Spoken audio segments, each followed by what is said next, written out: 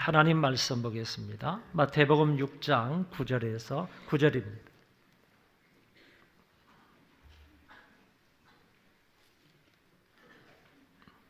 마태복음 6장 9절입니다. 그러므로 너희는 이렇게 기도하라. 하늘에 계신 우리 아버지여, 이름이 거룩히 여김을 받으시오며. 아멘. 지난주에 우리는 하늘에 계신 우리 아버지라는 기도의 대상에 대하여서 함께 살펴보았습니다. 이 시간에는 본문 9절 하반절에 나타나 있는 아버지의 이름을 거룩하게 하시며, 이 부분에 관하여서 살펴보기를 원합니다.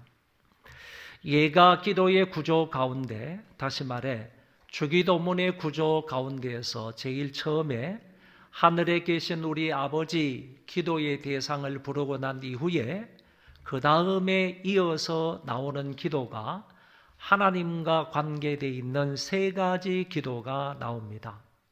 하나님과 관계되어 있는 기도입니다. 그 기도가 무엇이냐라고 하면 아버지의 이름이 나오고, 그 다음에 둘째는 아버지의 나라가 나오고, 셋째는 아버지의 뜻이 나옵니다. 그래서 이 세 가지 기도를 일컬어서 하나님과 관계되어 있는 기도다. 또 달리 말해서 2인칭 단수 기도다, 이렇게도 말하고, 더 나아가서 이거는 영적으로 우선해야 할 기도이다, 이런 말로도 표현을 합니다.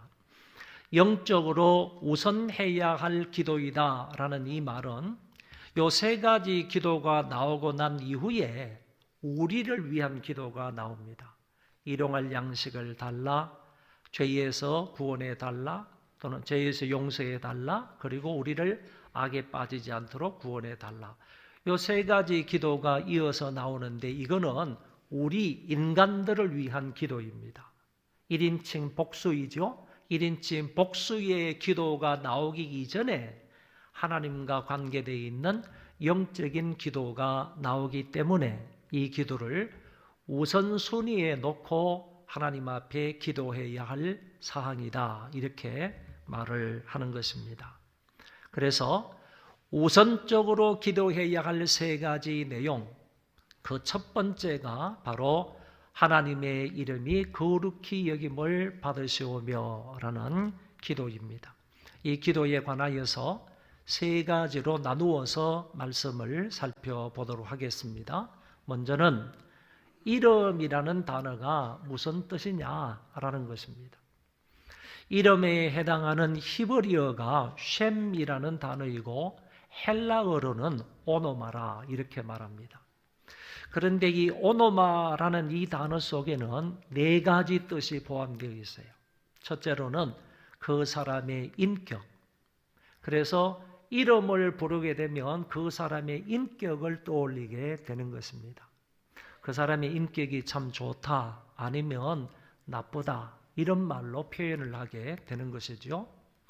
두 번째는 그 사람이 한 일입니다. 그 사람이 남긴 업적, 그 사람이 한 사역, 이런 것들이 포함이 되어 있는 것입니다.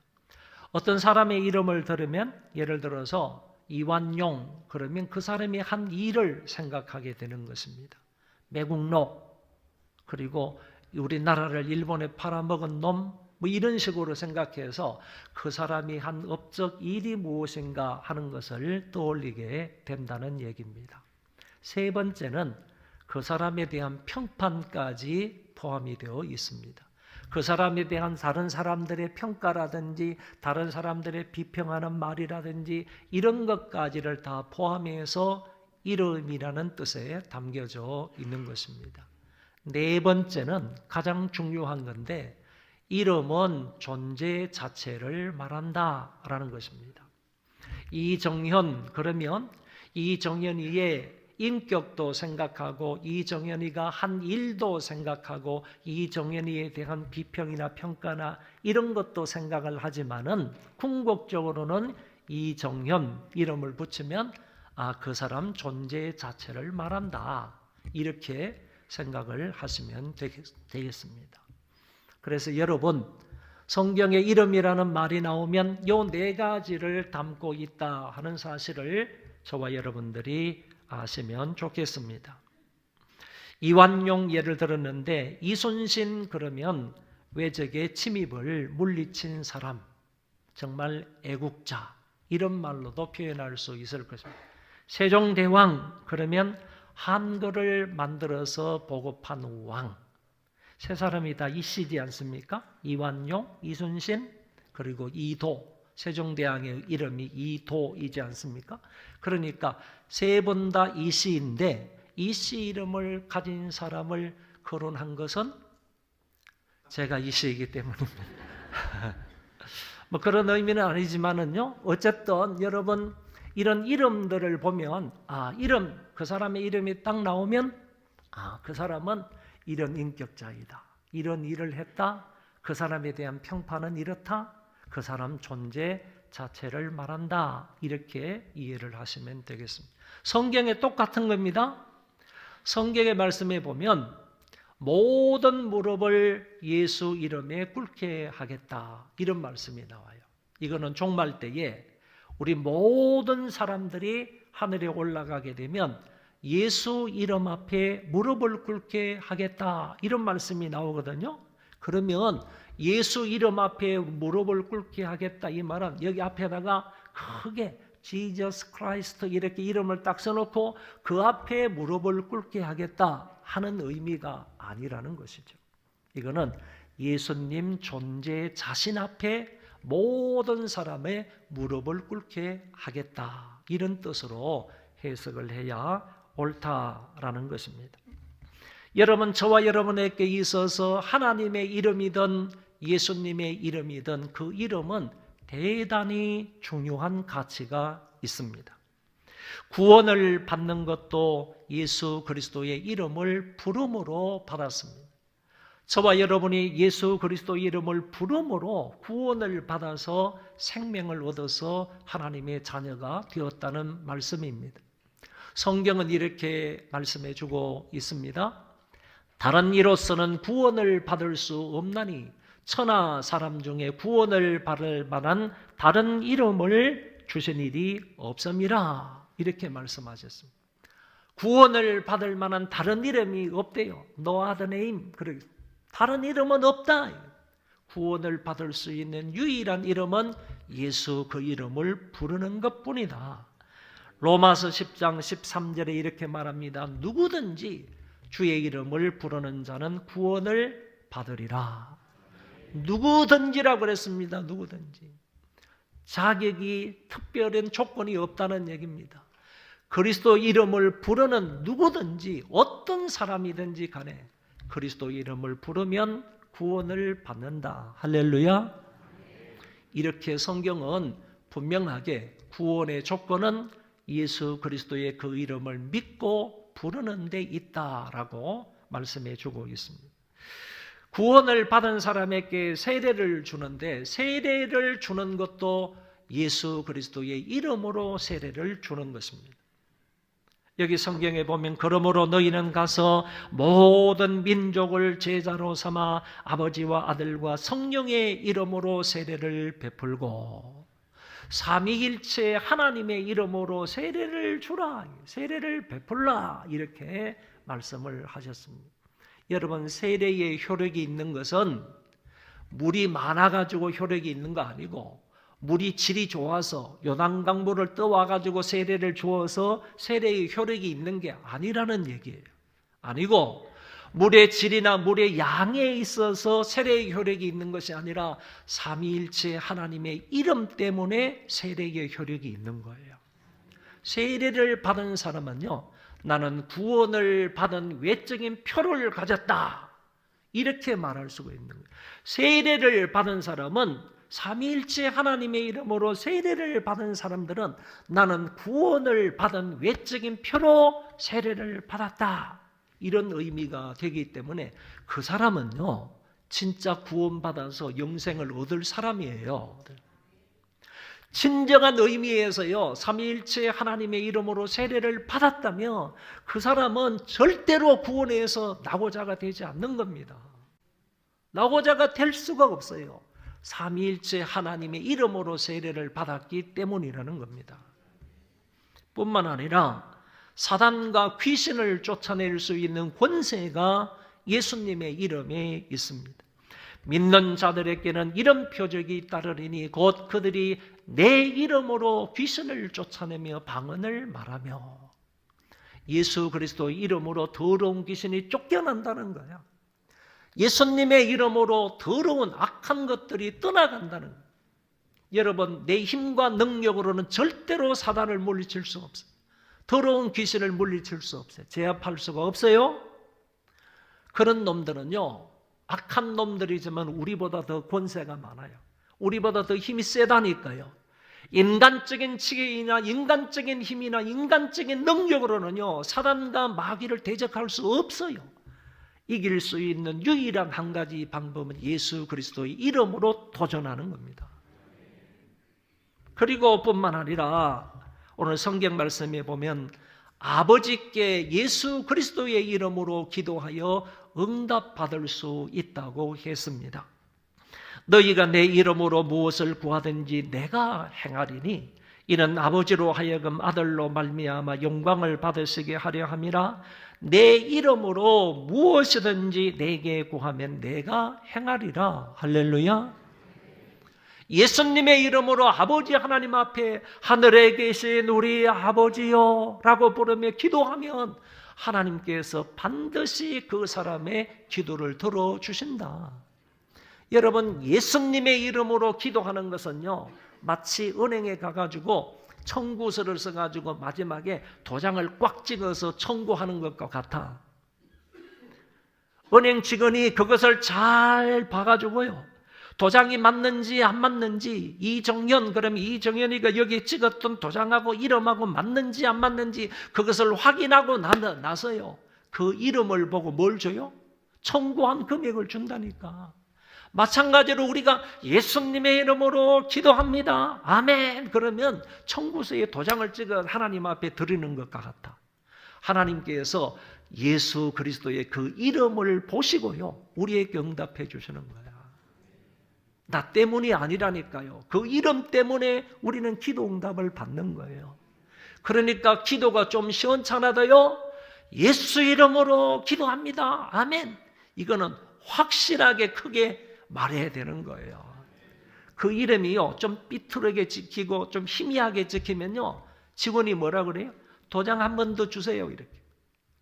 여러분, 그 이름을 확실하게 찍어야 된다니까요. 그래야 하나님께서 그 청구서를 보시고요, 그 기도 내용을 보시고 하나님께서 예수 그 이름 때문에 우리에게 응답해 주신다는 말씀입니다.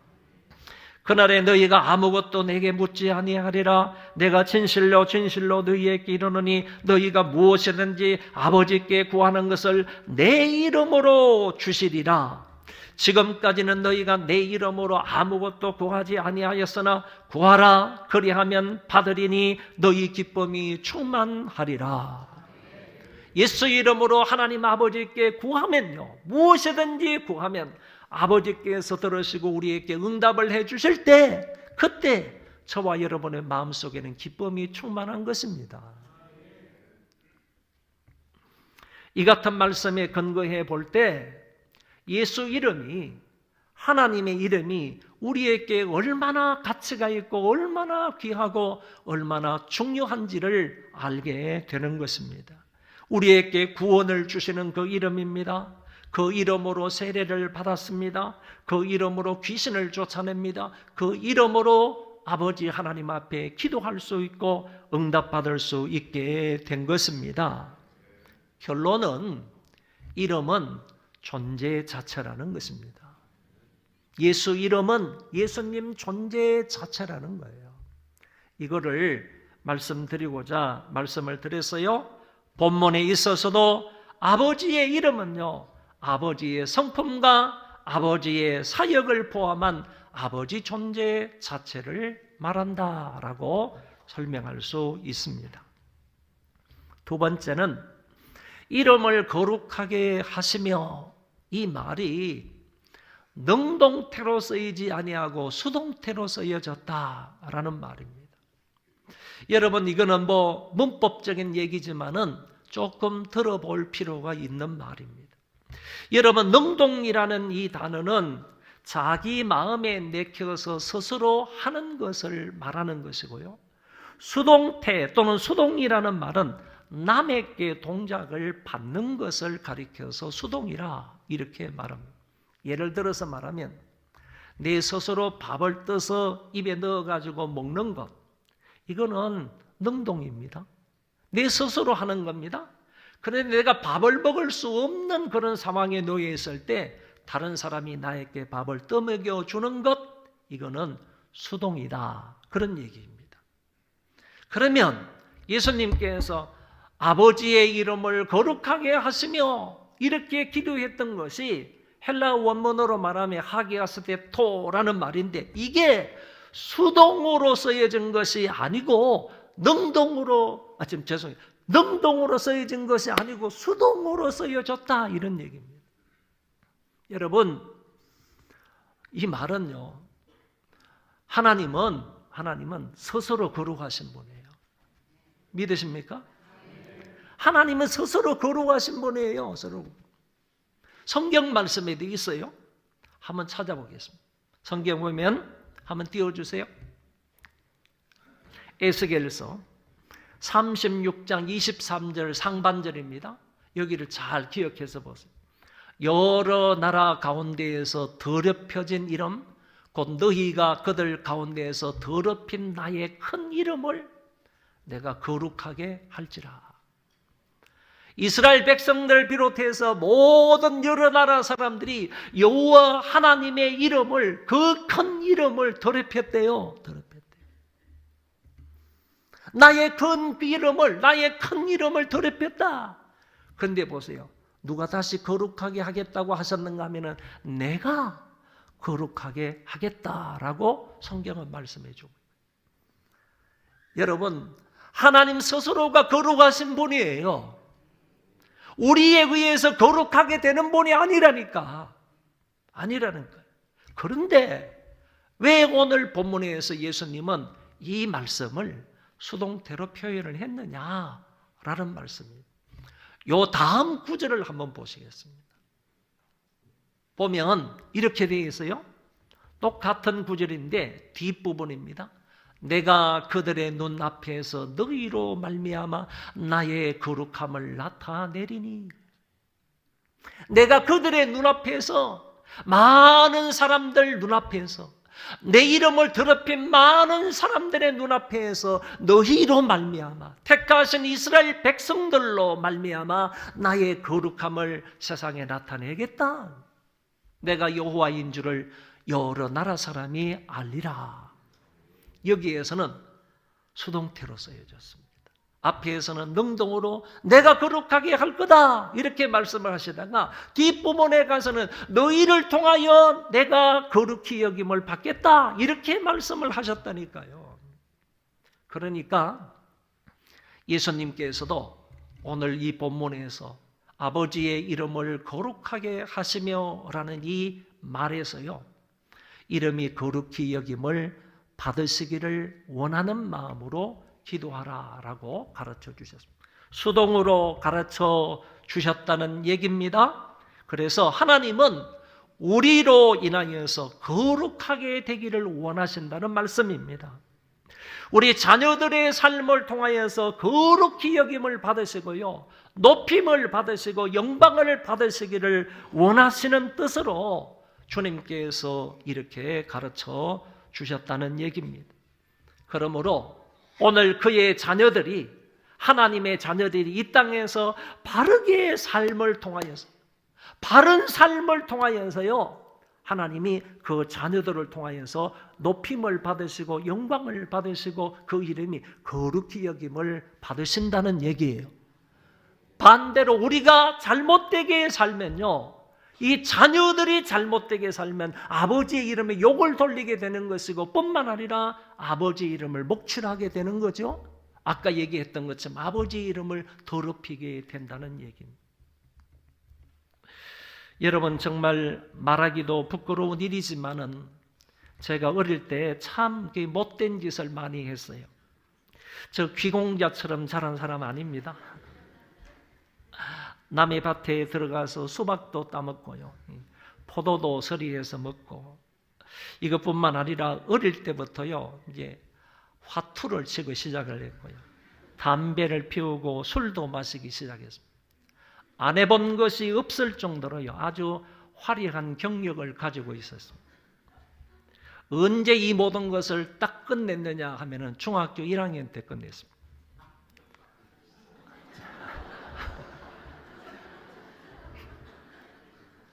화투 치고 술 먹고 담배 하는 이 모든 것들은요, 중학교 1학년 때 끝냈다니까요. 그러니까 언제부터 이 짓을 했겠어요? 말씀드리고자 하는 요지는요, 내가 이렇게 그 어린 나이에 아무것도 모르면서 그 어린 나이에 이렇게 사니까요, 맨날 욕을 얻어먹는 분은 아버지세요.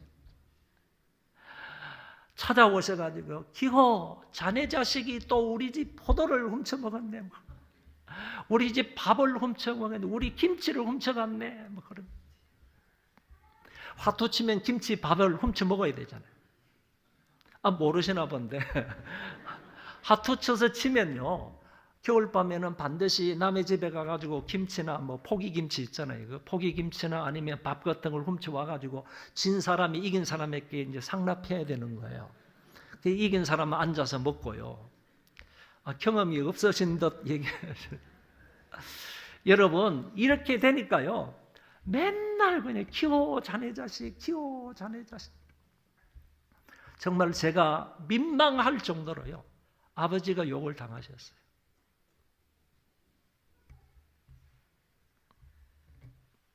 성경에도 이런 예가 나와 있더라고요.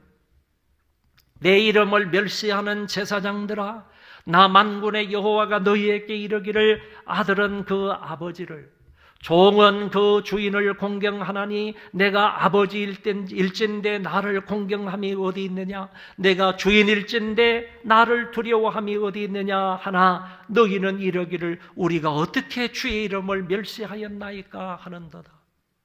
이스라엘 백성들이 온갖 죄악을 다 지으면서 아버지의 이름을 더럽혔다는 거야. 아버지 이름에 욕을 돌렸다는 거야. 이스라엘 사람들이 종으로서요, 자기 주인 대해서는 아버지의 이름에 먹칠했다는 거예요. 먹칠했다는 거예요. 그러면서 말하기를 우리가 어떻게 주의 이름을 멸시하고 주의 이름을 더럽혔나이까, 이따 이 식으로 말을 하더라는 거죠.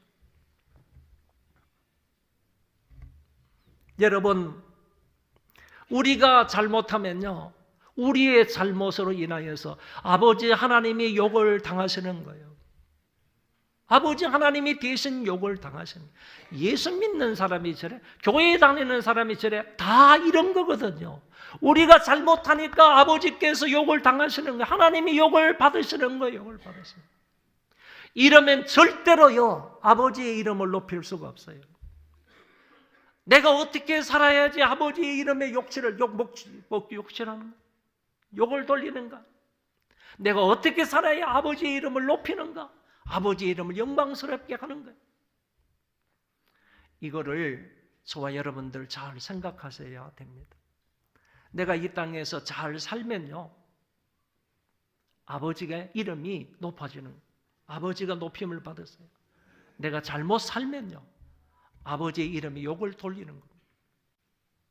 셋째, 그러면 우리가 어떻게 아버지의 이름을 거룩하게 할 수가 있는가?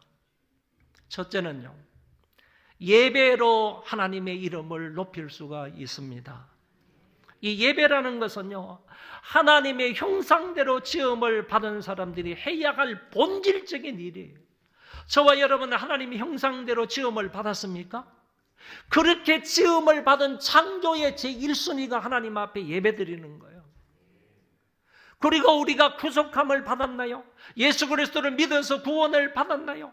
예수 그리스도를 믿어서 구원을 받은 사람이 빼놓을 수 없는 필수적인 행위가 예배입니다. 그러니까 내가 하나님의 형상대로 지음을 받았거나 아니면 그리스도를 통해서 구원을 받은 사람은요, 본질적으로 하나님 앞에 나와서 예배를 드릴 수밖에 없어요. 만약에 그런데도 불구하고 주일을 빼먹으면서 예배를 소홀히 하고 예배를 가볍게 여기고 예배를 정말로 엉뚱한 것과 비교하면서 예배를 하찮게 여기고 그러는 사람은요, 뒤돌아가서 내가 정말 구원을 받은 사람인가 한번 생각해 보세요.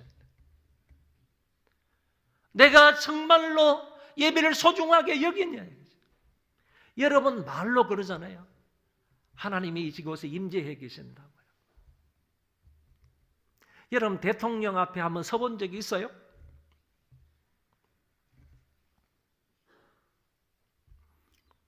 청와대를 한번 들어가 보신 적이 있어요? 2시간 전에 가야 됩니다. 2시간 전에 교육받아야 됩니다. 들어가가지고 한마디도 말 없이 앉아서요, 한 2, 3분 있다 나와야 됩니다. 2, 3분 동안 대통령을 면접하고 아니면 대통령 앞에 여러 사람들이 모여 있는데 그 사람 한 사람 끼어 있는데도요, 2, 3분 만나는 때도요, 2시간 정도 준비하고 2시간 일찍 가가지고 이것저것 교육을 받아야 됩니다. 그 앞에 앉아 있으면요, 이런 자세로 앉아 있어야 돼요. 다 주의 집중하면서 앉아 있어야 돼요. 여러분, 우리가 하나님 앞에 나와서 예배를 드리는데 정말 그 거룩하시고 영광스러우신 그분께서 이곳에 임재하여 계시다는 사실을 믿고 예배를 드리면 우리의 태도와 우리의 마음가짐이 어떠해야 되겠어요? 대통령이 계시는 것보다 여러분 우리의 마음과 태도가 어떠해야 되겠냐고. 함부로 할 수 있습니까? 못합니다. 전혀 못합니다. 그런데 우리는 하나님을 대통령만큼도 취급을 안 하는 거지. 안 하는 거지. 높은 사람들만큼 취급을 안 하는 거예요. 이렇게 예배드리면 안 된다는 거죠. 안 된다. 영혼을 다해서요, 영어로 진리를 따라서 하나님 앞에 예배해야 합니다. 예배는요, 창조와 구속의 목적이기도 하고요, 은혜 받는 수단이기도 합니다. 예배를 통해서 은혜 받지 못하면요, 다른 것을 통해서 은혜 받을 수가 없어요. 개인적인 예배이든 공적인 예배이든 예배를 통하지 아니하고 은혜 받을 수단이 없다니까요. 은혜 받지 못하고 우리가 세상에서 어떻게 승리하며 살아갈 수 있겠어요? 못 사는 겁니다. 못 사는 겁니다. 여러분 정신 똑바로 차리시고요, 예배를 드림으로 인하여서 주의 이름을 높일 수 있기를 바랍니다. 그래야 하나님께서 우리의 예배를 통해서 영광을 받으시는 거예요. 그 이름이 높임을 받으시는 거예요. 그래서 영과 진리로 예배하는 것을 통하여 하나님이 우리를 통하여서 영광을 받으시기를 원하신다. 둘째는요, 순종으로 하나님의 이름을 높일 수 있습니다. 순종하면 하나님께서 기뻐하십니다. 우리가 하나님의 말씀에 순종하면요, 그게 어떤 말씀이든지 간에 작은 말씀이든 큰 말씀이든 정말 내게 정말 좀 벅찬 그런 말씀이든 어떤 말씀이든지 간에 순종하기만 하면요, 하나님께서 그것으로 인하여 기뻐하시는 것입니다. 순종이 제사보다 낫고요, 듣는 것이 수양의 기름보다 낫다고 그랬습니다. 이 시간 하나님의 말씀을 주의해서 집중해서 듣는 것이요, 여러분들이 양 한 마리 드리는 것보다 하나님이 그걸 더 기뻐하신다는 거예요. 순종이요 제사보다 낫다는 이 말도 마찬가지. 여러분들이 나와가지고 몇 시간 동안요 하나님 앞에 예배를 드리는 것보다도 한 말씀이라도 순종하는 것이 하나님 더 기뻐하신다는 거예요. 하나님 말씀에 순종해야 하나님의 이름을 높일 수 있는, 하나님께 영광을 돌릴 수 있는 것입니다. 특별히요, 지금 제가 여러분들에게 보여드릴 이 10개 명의 말씀에 저와 여러분은 순종해야 할 줄로 믿습니다. 너는 나 외에 다른 신들을 내게 두지 말라. 너를 위하여 새긴 우상을 만들지 말고 또 그것들에게 절하지 말며 그것들을 섬기지 말라. 너는 내 하나님 여호와의 이름을 망령되게 부르지 말라. 안식일을 기억하여 거룩하게 지키라. 내 부모를 공경하라. 살인하지 말라. 간음하지 말라. 도둑질하지 말라. 내 이웃에 대하여 거짓 증거하지 말라. 내 이웃의 집을 탐내지 말라. 이런 말씀들은 기독교인으로서 성경 전체의 핵심된 내용이기 때문에 이 말씀을 그대로 순종함으로 아버지를 높이는 것이 마땅합니다. 그리고 세 번째는 선행으로 하나님의 이름을 높일 수 있습니다. 여러분, 우리가 살아가다 보면 의로운 일하고 선한 일을 조금은 구분해야 할 필요가 있어요. 이게 의로운 일인지 아니면 이게 선한 일인지 이거를 조금 구분을 해야 할 필요가 있다. 의로운 일이라는 말은 바른 일이라는 얘기입니다. 올바른 일을 가리켜서 의로운 일이라 이렇게 말합니다. 예를 들어 보면 길거리에 가다가 10,000원짜리 하나가 떨어져 있는 것을 보고 그것을 주었습니다.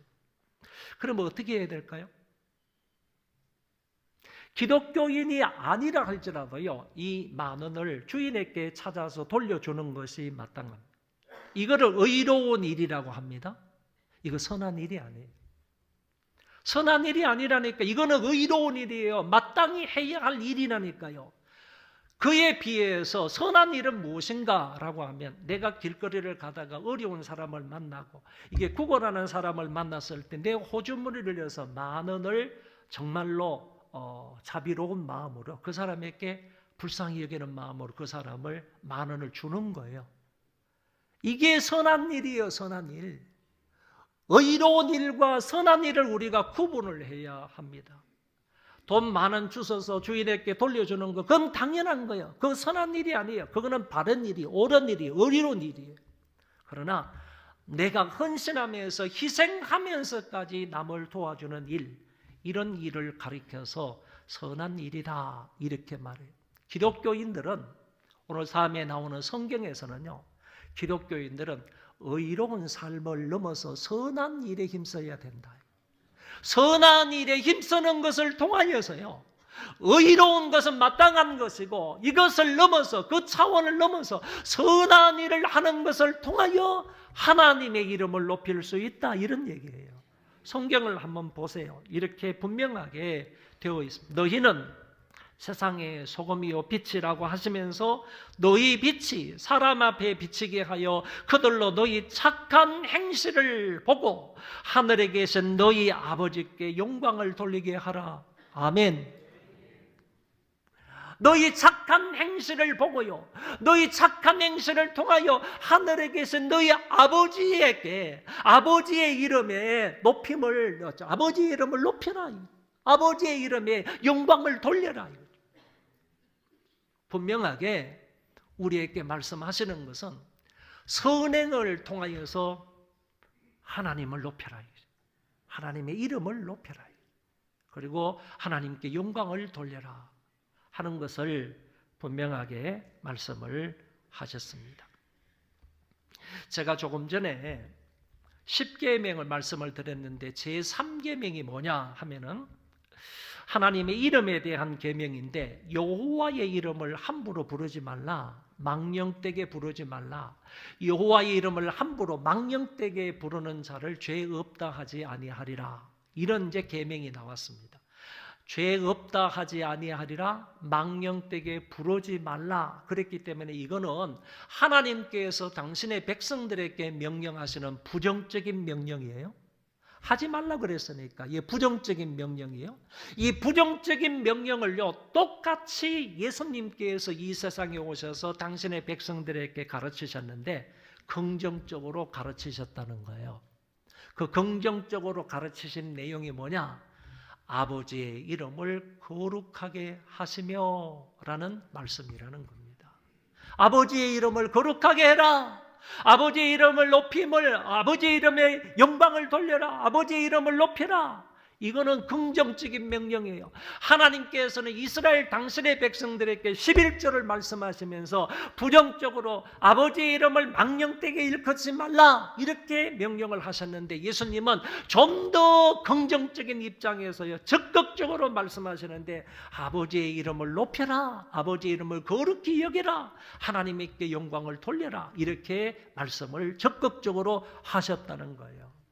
그러니까 우리가 부정적인 명령을 지키는 것도 중요하지만은 주님께서 말씀하신 대로 긍정적인 이 구체적인 명령을 더욱더 적극적으로 지키는 것이 옳다라고 생각을 합니다. 여호와 하나님에게는 이름이 많습니다.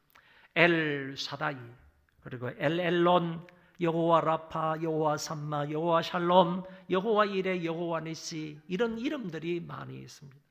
이런 이름들의 의미를 저와 여러분들이 잘 깨달으시고 잘 알고요, 날마다 하나님 앞에 영과 진리로 예배를 드리시고 하나님 말씀에 순종하시고요, 생활 중에 선행을 통하여서 그 이름을 높이며 그 이름에 합당한 영광을 돌릴 수 있기를 바랍니다. 여러분, 시편 34편 제가 좋아하는 성경인데 다 같이 한번 읽어보도록 하겠습니다. 시작. 나와 함께 여호와를 광대하시다 하며 함께 그의 이름을 높이세. 아멘. 그의 이름을 높일 수 있는 방법은 세 가지라고 그랬습니다. 예배, 순종, 선행.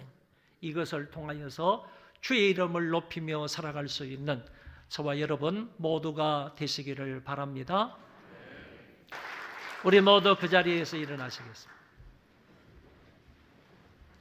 왕이신 나의 하나님 찬송하겠습니다.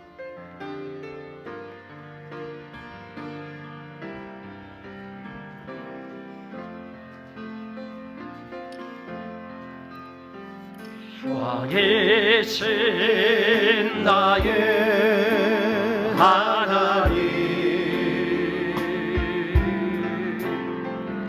내가 주를 높이고 영원히 주의 이름을 송축하리. 한 번 더. 왕이신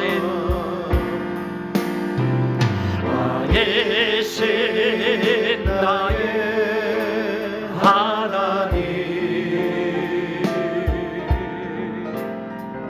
내가 주를 높이고 영원히 주의 이름을